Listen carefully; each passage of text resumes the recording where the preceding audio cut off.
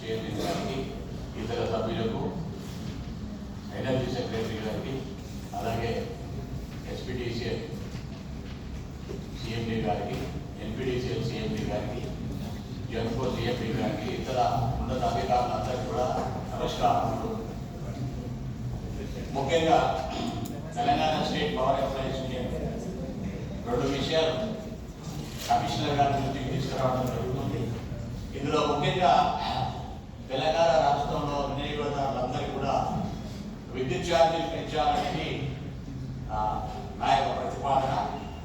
2026-27 గాను విద్యుత్ ఛార్జీలు పెంచాలనేది. కారణం ఏంటంటే ఇంధనం కానీ, బొగ్గు కానీ, ఇతర అన్నీ కూడా పెరిగిపోవటం వల్ల ఈ యొక్క ఇంధనం ఛార్జీలు పెంచాలనేది ప్రతిపాదన. రెండోది, తెలంగాణ ట్రాన్స్పోలో 750 కోట్ల రూపాయలు ఏపీ వాళ్ళు వాడుకున్నారు.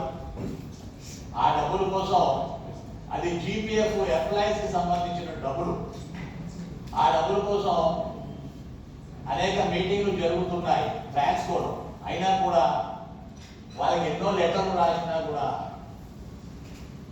ఆ ఏపీ ట్రాన్స్పో వాళ్ళు ఆ జీపీఎఫ్ డబ్బులు 750 కోట్లు మనకి ఇవ్వడం లేదు. దానివల్ల ఉద్యోగస్తులకి రిటైర్మెంట్ అప్పుడు చాలా ఇబ్బంది కలుగుతుంది. గౌరవ కమిషనర్ గారు దీని మీద చర్యలు తీసుకోవాలని నేను మనవి చేస్తున్నాను. అలాగే తెలంగాణలో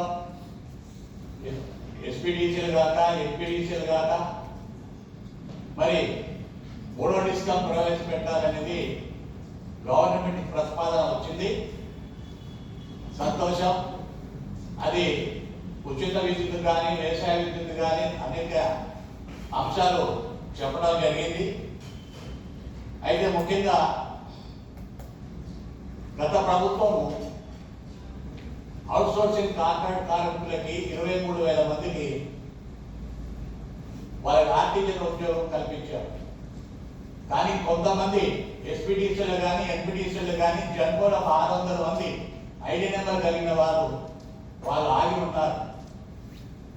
వాళ్ళందరికీ కూడా ఈ 3వ డిస్కంలో ఉపాధి కల్పించి తమకు చర్యలు తీసుకోవాలని, వాళ్ళందరికీ సహాయం చేయాలని గవర్నమెంట్తో మాట్లాడి, ఇక్కడ ఎనర్జీ సెక్రటరీ గారు ఉన్నారు, సీనియర్ మన స్పెషల్ ఎనర్జీ సెక్రటరీ గారు.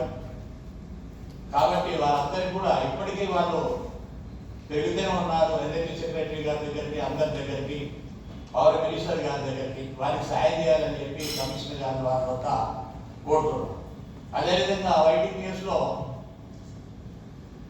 800 మెగావాట్లు ఇంటూ 5 ఏదైతే నడుస్తున్నాయో 2 యూనిట్లు ఉత్పత్తి ప్రారంభించాయి.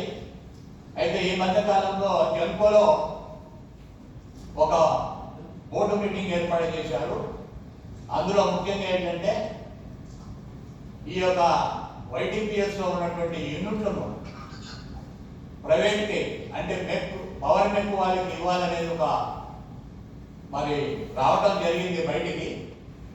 అది ఎట్లా వచ్చిందో తెలియదు, పేపర్ కూడా వచ్చింది.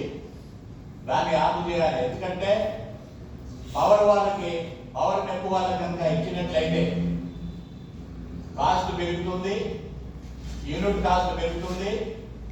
మరి ప్రైవేటీకరణకి మనం తావు ఇచ్చిన వాళ్ళు అవుతాము. ఏదైనా కూడా జన్కో ఆధ్వర్యంలో నడవాలి తప్ప ప్రైవేట్ వారికి అవకాశం ఇవ్వద్దనేది మా మనవి. అట్లాగే